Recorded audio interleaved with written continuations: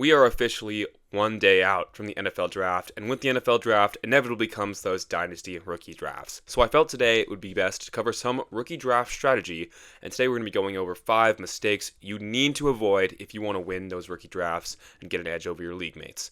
So without further ado, I'm John, you're watching John Talks Ball, and let's get into that first mistake you should be avoiding in your rookie drafts this year. So the first mistake we want to avoid in our Dynasty rookie drafts this season and every season is going to be drafting for need instead of value. Dynasty, first and foremost, is a value game, and when you draft for positional need and not value in those rookie drafts, you're giving up the opportunity to get yourself and your team into a much better position moving forward. Now, to illustrate this point best, I'm going to pull up an image from one of my 2025 rookie drafts in a Dynasty league and show you a little bit more of what I mean. Alright, so here we see one of the real 2025 rookie drafts that I participated in last April.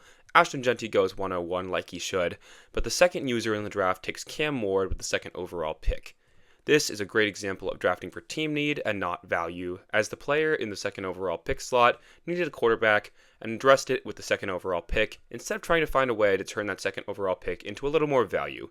Omarion Hampton at the time was the locked-in second-round pick consensus across the market, and he neglected that just to go Cam Ward instead to fit that team need.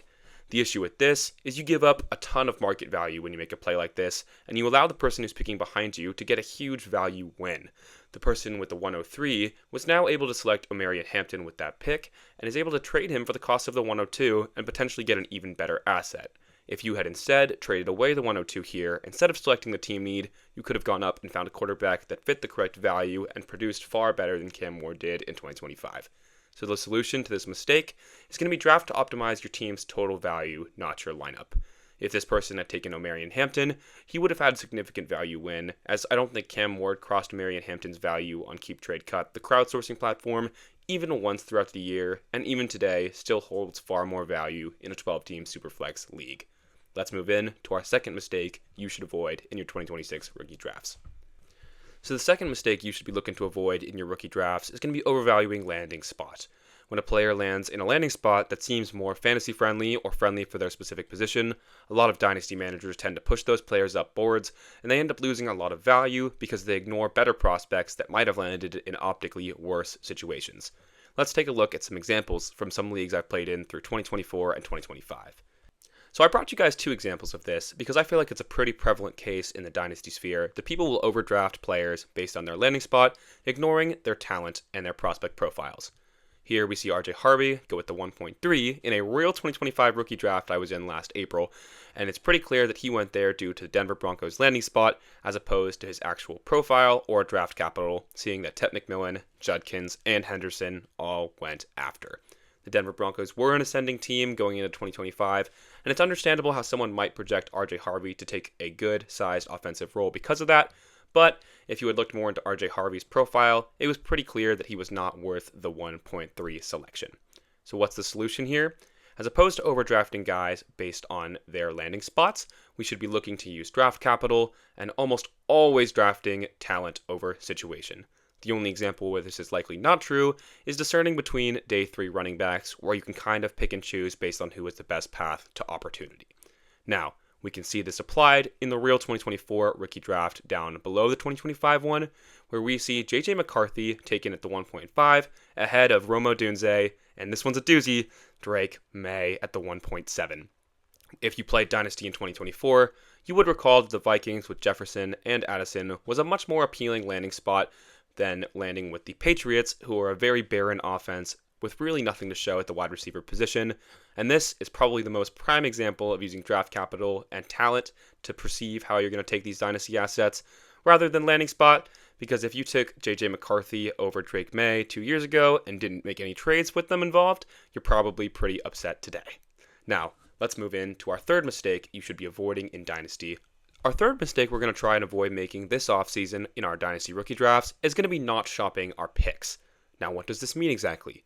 Your picks for 2026 have been growing in value ever since you acquired them or received them on your sleeper Dynasty team. Those picks will grow and grow in value until they're eventually on the clock, and when it's rookie season, the NFL draft has happened, and all the buzz is around the rookies, it would be a true mistake to not shop your picks and see if you can find value in an overpay that occurs because of that hype. Let's take a look at a deal I made recently in 2024 to see how this strategy works. In 2024, I was on the clock with the 1.06. I didn't earn the pick, my team was already strong, so I decided I would shop the pick to all 11 other managers in the league and see if I could get a bite on an overpay, which I ended up feeling like I did. I got Stephon Diggs, who was heading on to the Texans, James Cook going into year 3, and a 2025 first round pick I thought projected to be early. Regardless of where it landed, which was the 102 by the way, so I did get that value in, regardless of where it landed, I would have felt very strong about that offer, and I only received it because I was willing to go out and shop my pick.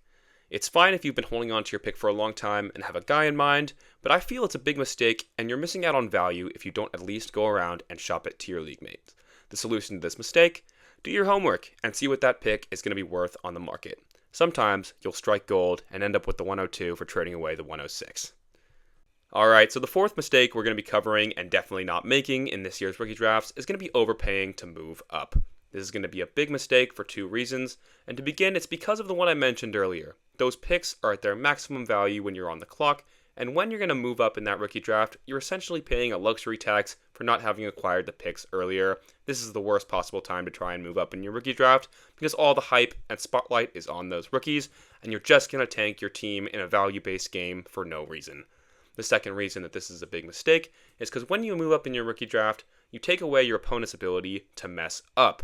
Like we saw earlier in the video, a lot of people do make mistakes in their rookie drafts, and a lot of people remember a very significant mistake in the form of taking Caleb Johnson, the 3rd round rookie of the Steelers, over players like Emeka Egbuka or Jackson Dart.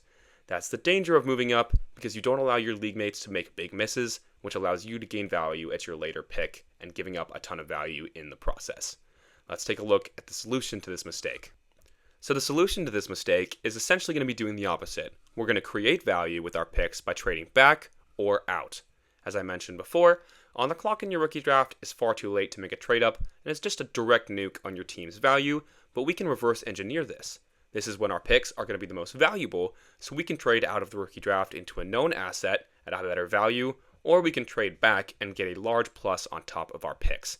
We can take advantage of this, or even take advantage of delay discounting, where people significantly undervalue future picks. If you can flip your middling round picks, like the 107 and the 108, into random 2027 firsts, I think you'll be doing yourself a service because those firsts are already projected to be gold, as I've mentioned on former videos. Alright, our fifth and final mistake today is going to be ignoring your league's scoring settings. Now, what does this mean? Some leagues are one quarterback, some leagues are super flex, meaning you're going to start multiple quarterbacks. Every league has small, minute differences between them when it comes to scoring as well, and that can always shake up the order your rookie should be being drafted in your 2026 rookie draft. Let's take a look at what I mean. Now, the solution to this mistake is going to be understanding how your league settings affect scoring, and down below, I have 2 different leagues' scoring settings for quarterbacks specifically. In this left league, we have 4-point passing touchdown, 0.04 points per passing yard, and this is the standard redraft quarterback settings. In a league like this, a quarterback would likely be pushed down the board a little bit, even in a superflex league, compared to the other positions, because they're just going to be putting up less points in your lineup overall.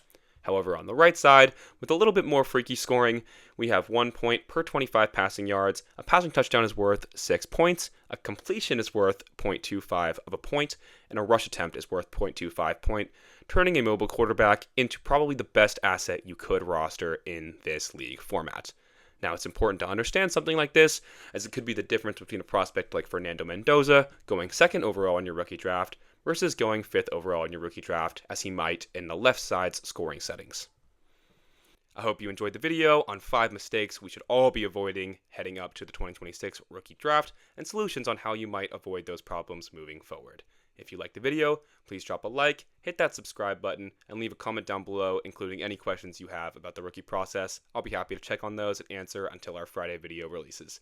If you want more from me, I'm dropping the John Talks Ball community Discord in early May, where you'll be able to get one-on-one feedback for Dynasty strategy, trade questions, or any general advice you might be looking to see.